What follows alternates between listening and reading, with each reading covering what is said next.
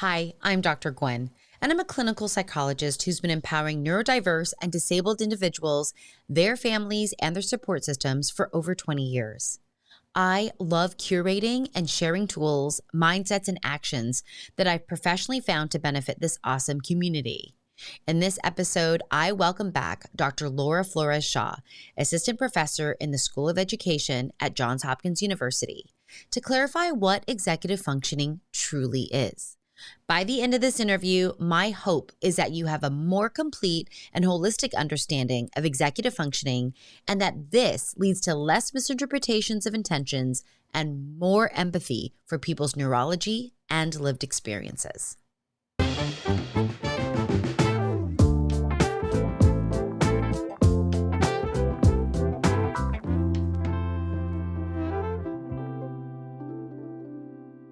Welcome to the channel. I'm so excited to welcome back Dr. Flores Shaw. Hi, how are you? I'm well. How are you? I'm good. Thank you.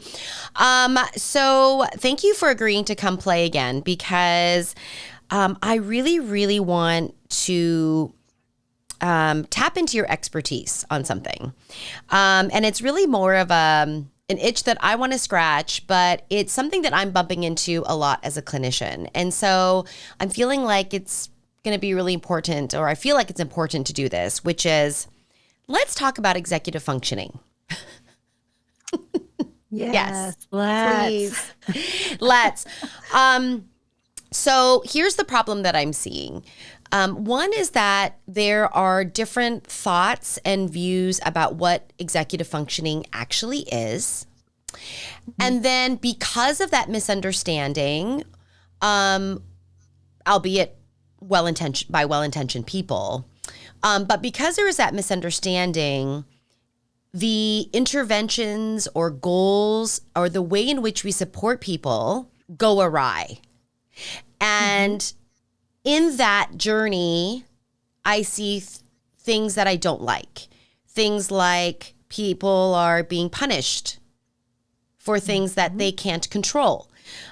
Or we're not understanding the true intentions of somebody, right? We're assigning our own thoughts to the intentions of someone, and that's not right too. So anyway, so let's solve that in the next few minutes. But so let's back up. So Laura, can you help us understand what executive functioning is? Right. So traditionally it's thought of in research literature. Okay. It's thought of as working memory, inhibition, and cognitive flexibility. Now, those things are not incorrect. What's wrong with this view is that notice that those things are really about conscious, intentional thinking and control.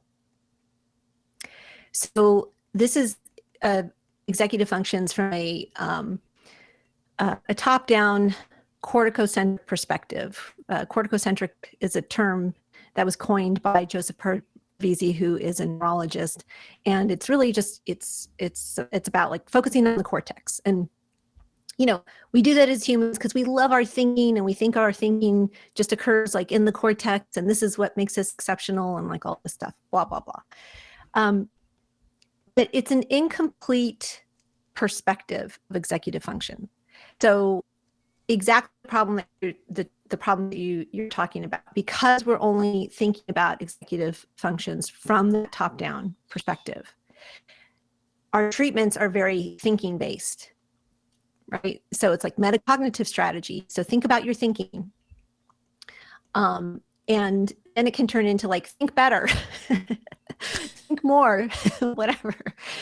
And it does lead to misinterpretations of people's behavior, right? So if you give them these metacognitive strategies and then they don't engage them all the time, or successfully engage them all the time, then we can get frustrated and think even sometimes that maybe they're just being defiant or whatever it is. So what we're missing is for the bottom up piece, right? So we're missing the fact that our arousal system is involved. and the fact that, that can send us into fight, flight, or, high emotions, or, these types of things. And also the fact that most of our behaviors are actually automatic. They're not based on conscious intentional control. In fact, it takes a lot more effort to consciously control our behaviors, right? So think about like how much effort it would take, or how much effort it took to learn to drive, right? And you had to concentrate on every single little move that you made. So, but then that becomes automatic, and now you can drive somewhere and you can think about your shopping list, or you can think about something else you need to do, or whatever it is. So that automaticity frees up your attention to be able to kind of think about other things. So most of our behaviors that we engage in throughout the day, every day, those behaviors are automatic. When you have issues with executive functions, it's not a thinking thing so much as it is kind of a bottom-up sensory motor arousal sort of thing. So a definition of executive functions that I like, and this is actually one that was proposed by Dr. Deborah Budding, who's you've had on your podcast, and her former co-writer or co-author, Len Coldiel. So they define executive functions as those functions an organism employs to act independently in its own best interest as a whole at any point in time for the purpose of survival. So executive functions are really about adaptation. And so when you're in the moment, in the environment, you're going to behave in ways that help you, hopefully, to adapt to whatever that situation is. Those behaviors then can get reinforced. Those then become your sort of automatic behaviors, right? So that can mean too that if you come, from a neighborhood where there's, maybe there's a lot of violence, maybe there's, a lot of chaos, maybe there's a lot of poverty, there's these things, your adaptive behaviors, your executive functions are going to look very different than somebody who comes from, a white middle class family, right? It's a very kind of different environment. And what we tend to do is to judge people's executive function, particularly, so I work in education, so particularly in schools, they have bad executive functions. Well, the executive functions are really context dependent. And depending upon the person's context, the behaviors that become automatic for them, and also then their own neurology, right? So it's context, it's your own body, your own neurology. That all is going to shape your executive functioning. So when we're only taking into consideration the top-down processes, again, we're providing interventions that only target those top-down processes, and we're completely ignoring reinforcement learning, which is the slowest learning system that we have. So think about how difficult it is to change habits. It's very difficult to change automatic behaviors. You can intend to do it, but still not be able to act on that, right? And for autistic people, or people with ADHD, even people who have schizophrenia, so there's research that's done by Elizabeth Torres that shows that within these populations, there are micro movements, so movements that you can't see with the naked eye they're noisy. So for these populations, they're not only taking in sensory information from the outside world, but their own micro movements are generating a kind of noise that adds to all of that external sensory stuff. And it makes it difficult to to feel grounded in your body and to be able to kind of make predictions and to attend to certain things, right? So we have to take that into consideration. People's bodies provide a very different lived experience, and so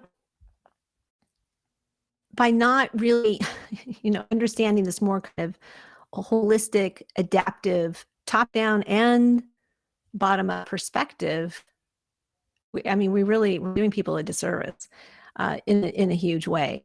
And we can exacerbate other issues, like anxiety and that sort of thing. So, people, like I have a family member, for instance, who has ADHD. He is aware that he has ADHD. And, we have put a lot of things in place to help him with his executive functioning. And a lot of it is having things be visible, and trying to he's had to put a lot of effort into creating deliberate habits to kind of keep him on task on things and the sort of thing. But keeping things really visible, right? So if it's out of sight, it's out of mind. And perception and action are coupled. So he's realized about himself. And so everything has its place, but he can see it. So, he's able to keep himself actually, really organized and that sort of thing. But the thinking is also just really very different. So it's a lot of times we're looking at somebody who maybe has ADHD and we're going, well, all you need to do is think about X, Y, Z. And it's just, it's easy for us to say, but that's not his lived experience in his body with his brain in his context. Right. So, so we just end up judging. But in any case, he then also can become more anxious because he's, potentially aware that he's not acting in a way that maybe others expect, right? So then that further adds to all of the other sensory input and, the noise from the micro moves. It just compounds everything. Yep. This is, I would even go as far to say that when we don't take a holistic approach to executive functioning, because this is exactly what I'm seeing, Laura. What I'm seeing is that for my clients that have sensory motor challenges, what's happening to those individuals is this perception and a misperception of laziness, not being motivated, being non-compliant, being resistant.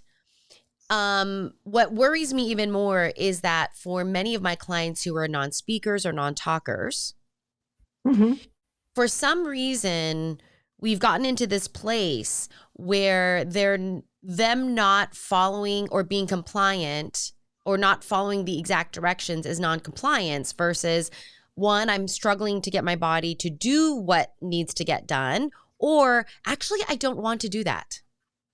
Yeah. And for whatever reason, that particular profile tends to be misinterpreted quite a bit, actually.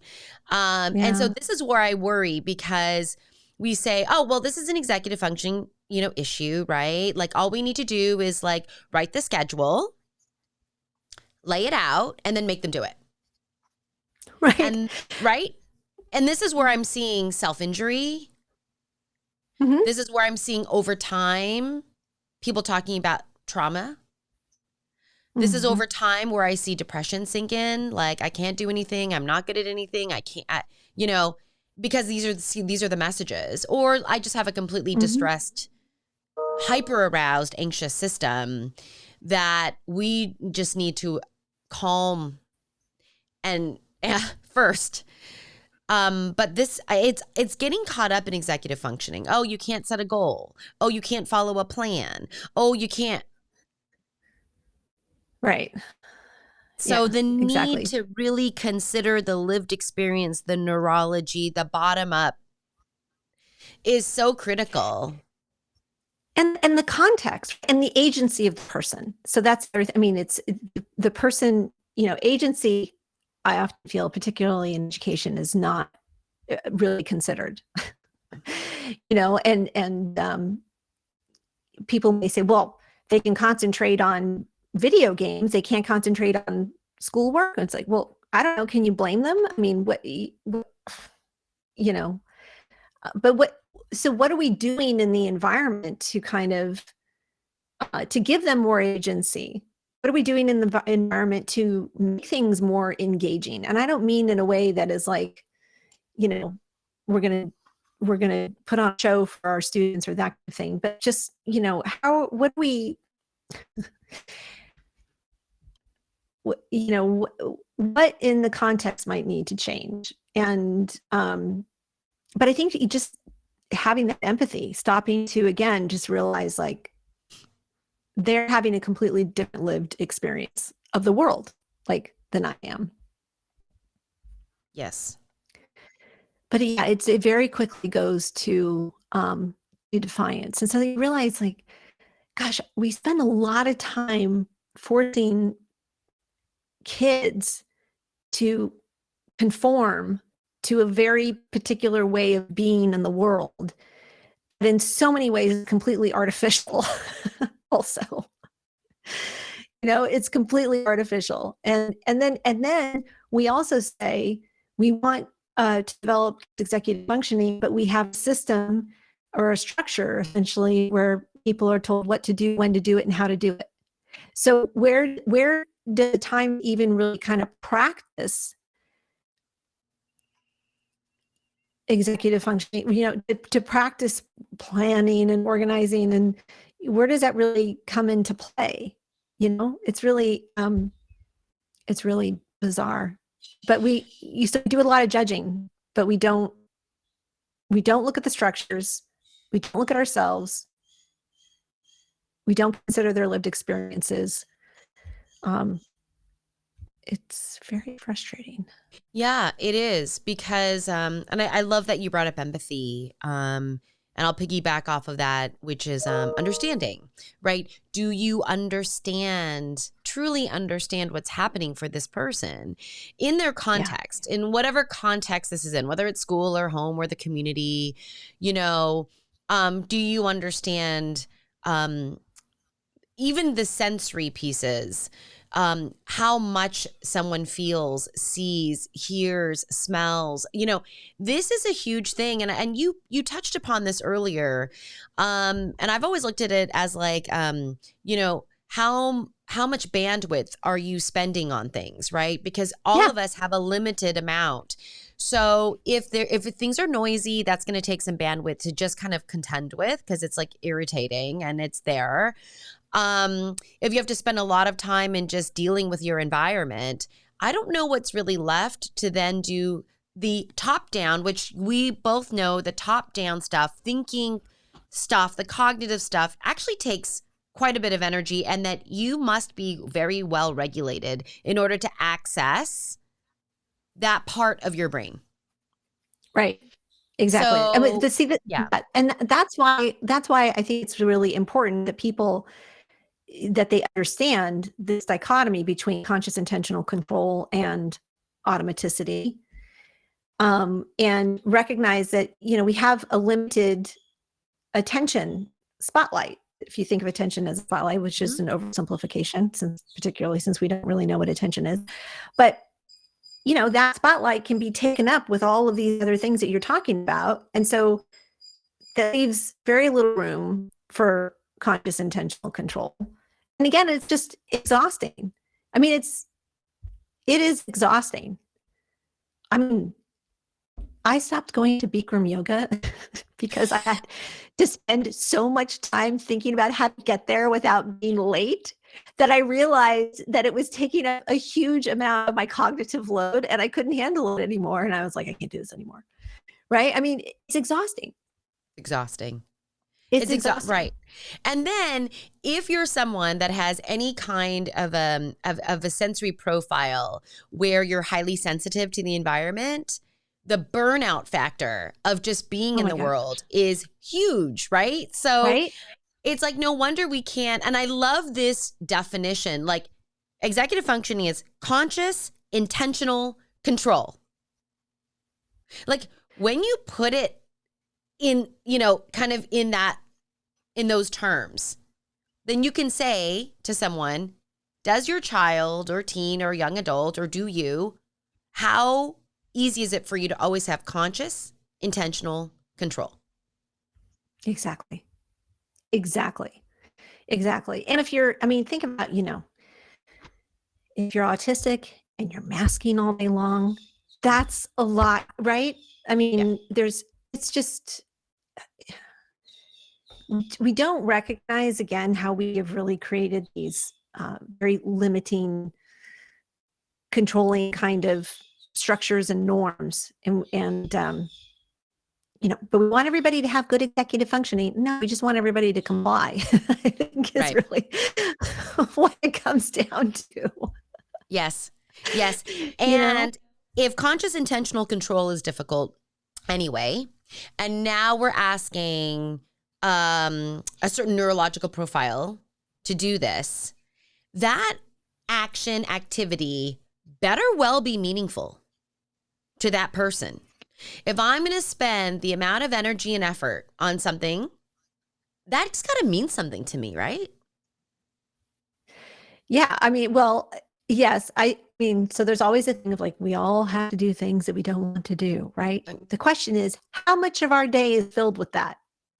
Right? Yeah. So if your entire day is filled, like day after day, is filled with things that you just really don't want to do, but you're being told what to do all the time, it doesn't make it easy to do, to then do the things that we don't want to do, but maybe we have to do. You know what I mean? So we can't even regulate ourselves and give ourselves, like a reward, like, so as an example, and I know the last time we were together, we talked about Montessori, but I remember my younger son, when he was 5, he came home and he would tell me what all the things that he'd done. And he moved from one thing that he didn't really want to do and kind of made him nervous to the thing that he really liked to do and he had mastery over. But he got to choose. So he would kind of interweave these things. So it would be like, first I'm going to come in and I'm going to do this baking work. That's what I really like to do. Right.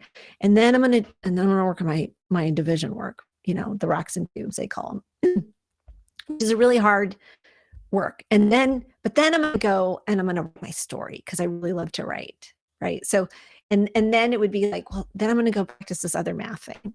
Right. And he doesn't really like math, but these are choices that he made. So the guide wasn't telling him, you have to do this and you have to do that. He was regulating himself because he had agency. He could then do the things he really wanted to do. And he would use them even as like treats and rewards for himself.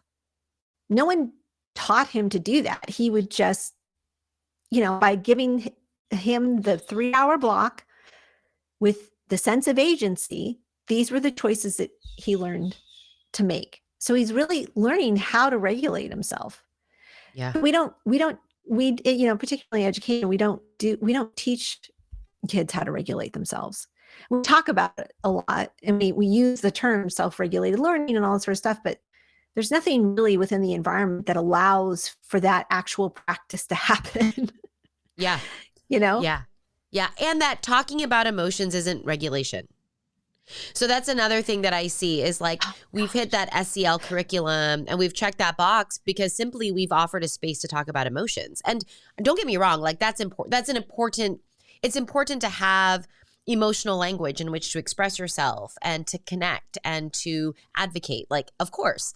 But when you and I talk about regulation, we're talking about like sensory, motor, neurology, like that kind of regulation, because talking about emotions is still very top down.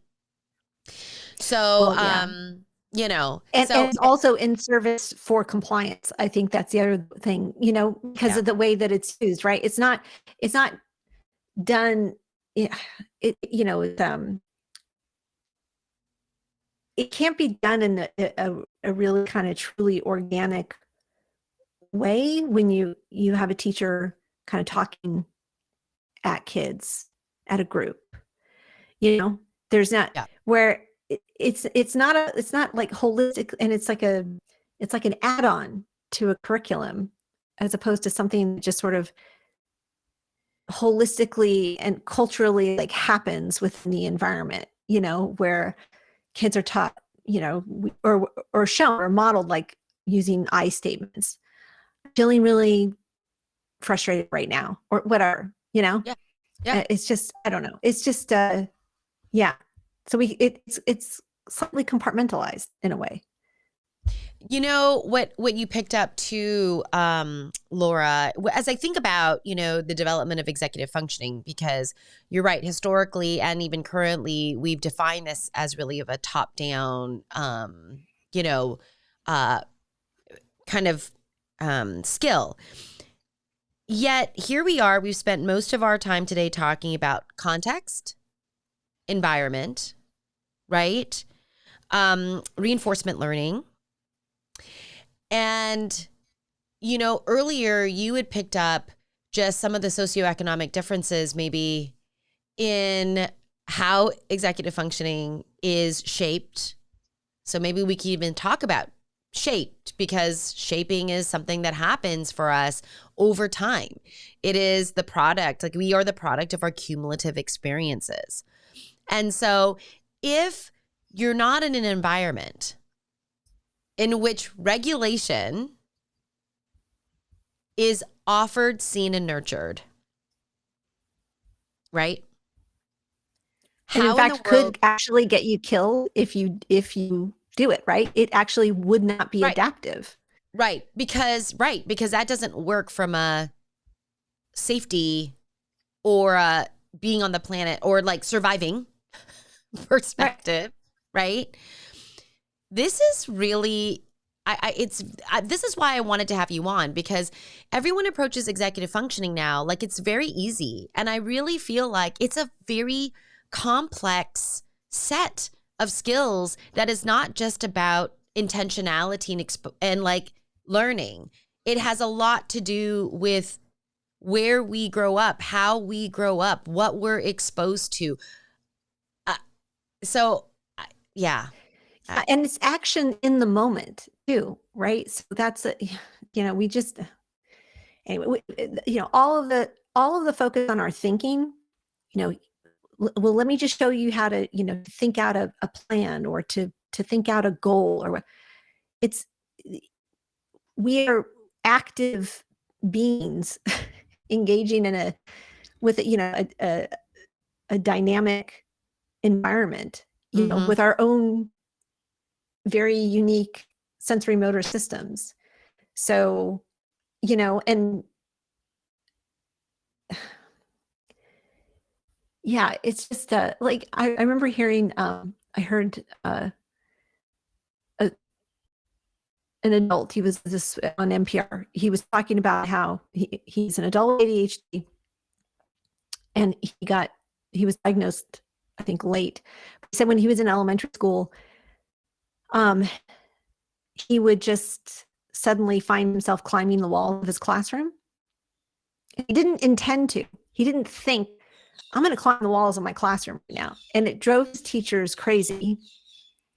And they acted as if it was intentional and he was being defiant. But it's like, you know, it's whatever. He's in his classroom, he sees this wall, and the body's like, shoop, right? And right. And it's not, and he said, I didn't want to do it. I didn't want to get in trouble, but I would just find myself doing it. We have to we have to understand those things. So what other kinds of like when that happens, is punishment going to help? No. What else could we do? And how can we how can we help that person, regulate their body in that instance? It's sort of like, maybe we give them a moment to like go outside and climb the jungle gym and then come back and then sit down. Like maybe that's just what they need to do. I don't know. Right. And have that be okay, but we can't. So everyone needs to be doing the same thing at the same time. Yeah. Yes. I mean, I think you and I could, maybe we need a part 2, which is like just kind of generating some, different scenarios and ways in which we can support people in this, truly support people in a meaningful, functional, respectful way, versus use punishment. And I love what you said earlier. Is punishment going to work for a person who didn't even realize that he's on the wall? No. Yeah. No. Punishment works when something was volitional. I had a thought about it. I decided to do it, and then I did it. Punishment might. Well, then it doesn't, and it might work, but right, because punishment doesn't always work. Right, it doesn't always work. Yeah. But we have that's a better maybe application, even though I think you and I know that, there's lots of ways that you can motivate and help shape behavior that it doesn't involve punishment. But that's really the only application that might even make any sense, versus like, hey, I noticed this. Let's kind of like describe this for you and when this is needed, and let's understand the context, and then let's get in front of it and empower you to feel a different thing, to experience a different thing. Because sometimes, like my clients, they need to experience things before they can put language or expression on it. Right? Yeah. So sometimes we need to try different things, and it's really on us, on the support system, for us to help expose and provide different opportunities to be curious and observers of what's happening, and then to work collaboratively with the person, then to say, hey, what is it that you want? Because most of my clients don't want to be on the wall and then get in trouble. Right. They want to be doing the right thing, or the thing that they're supposed to be doing at that time. And this is actually what leads to more anxiety. And you had, you picked that up earlier. Now I'm anxious that I'm going to make these mistakes and I can't trust myself in these moments.